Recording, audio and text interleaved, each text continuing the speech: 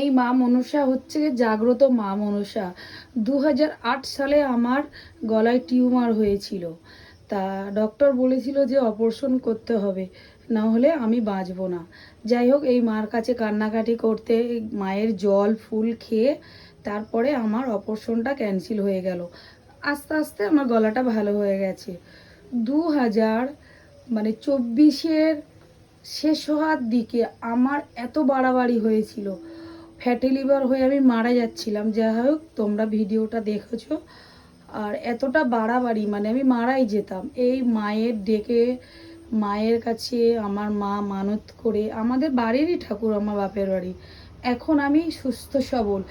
যার যার মনের কিছু চাওয়ার ইচ্ছা থাকলে এই মায়ের কাছে চাও। এই মা কাউকে কখনো ফেরায় না খালি হাতে।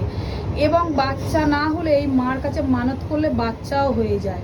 তাই বলছি বন্ধুরা, প্রচুর পরিমাণে শেয়ার করো, আর এই মার কাছে যার যার চাওয়ার আছে চেয়ে নাও।